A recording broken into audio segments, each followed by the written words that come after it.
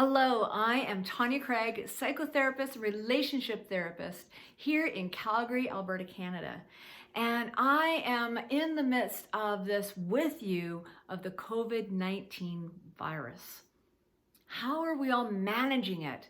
Well, as we're seeing, there's a whole bunch of different responses, reactivity, some hysteria, a lot of anger, and some beautiful love and encouragement and incredible free services coming out hourly to serve people. What I want to offer to you right now is something that my wife and I were chatting about this morning.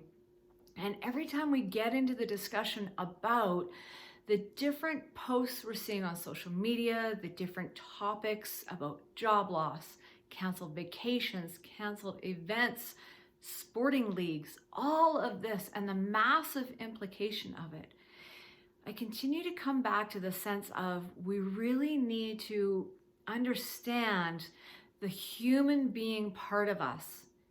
We're all going to be having an emotional reaction to this.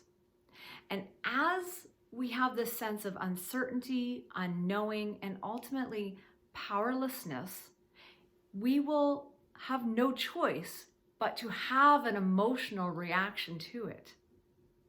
What I really want to bring your focus to is the idea of this powerlessness and having you be able to identify it for yourself. Because when we can identify our emotional reactivity, our emotional responses, that's where we can start to slow down the cascade of reactivity, the cascade of behaviors, of verbal responses that happen because of an emotional stimulus. If we stop and think about the idea of powerlessness, it is one of the most profound emotion-driven responses that we can have. That's that backed into a corner, feeling trapped. You're going to come out fighting, or you're going to freeze, become victim, whatever the response is. It's about noticing what's your physical sensations with it. Because once you can know what you're doing in a sense of powerlessness, then you can start to have awareness there, and you can start to recognize, wow, I'm feeling powerless right now. So how this plays out is you get the call that your conference that you've scheduled for, that you've budgeted for, that you have plane tickets booked for and a hotel booked for has been canceled as they're being advised to be canceled. What do? Well, for some people, it can feel incredibly powerless because there was no choice given to you. It's, we can't refund, or well, partial refund, or whatever it is that the company is deeming that they can do to survive and still serve their clients. But in that moment, you're going to have an emotional response, reactivity. And it's in that moment to recognize what's happening for you. Are you all of a sudden angry? Do you feel unjust? Do you feel all of a sudden like you're small and young and powerless? Or what is happening for you? So recognize your responses to things, and there's the place where I encourage you to pause, to slow it down, to breathe, and have a moment with yourself. Be like, hey, self, does it make sense that I'm going to be pissed that my conference just got canceled? Self, does it make sense that I now am going to lose income? So should I be mad? Probably. That would make the most sense, is that you're going to be pissed. So let yourself be pissed. Scream, yell, punch a pillow. Be responsible in your angry emotional response and outburst. But when it comes to involving other people, this is where that pause helps, because if you can acknowledge for yourself what you're feeling and then have your own internal dispelling of it, because it's just energy, then when you go to actually speak to the organization, for example, with the conference being canceled, you might not launch and displace all of your anger onto them. Because guess what? I highly doubt that they are feeling powerful in their situation. They're being told as well to cancel. And most likely they are doing the best they can for their clients. They don't want to lose clients over this.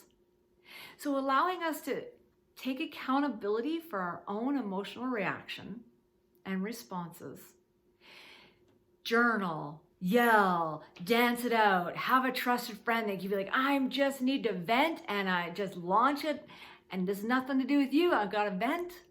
That's responsible. And then engage with the other people. In that space, you're going to have pause, you're going to have compassion and empathy for the other person, because you're not displacing your powerless feeling onto them. Let's be kind, everyone. Consider your emotional reactions and responses. Be accountable and be kind for yourself. Acknowledge that you feel crappy or mad or sad or scared. Acknowledging it goes a very long way, as opposed to numbing it, feeding it by watching newscast after newscast after newscast, or Facebook feeds, and searching and colluding with others with a similar viewpoint. That just kind of feeds the frenzy if you haven't acknowledged that underlying drive that's created the reactivity. Of course you're going to have reactivity.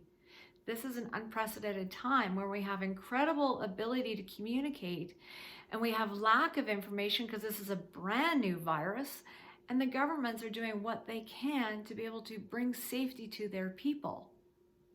And if we remember, there's a human at the end of every interaction we have, well, then we can bring kindness and consideration through all of this, and we can be together, because we are all going through this together. Be there for you. Notice your responses. Give yourself a place to be able to release that energy responsibly, so that then you can respond to others with integrity. You've got this. Keep tuning in. We're going to go through all sorts of different skills on how to manage different situations through the coronavirus. All right, you've got this. I'm here with you. We're all in this together. Let's be kind, people.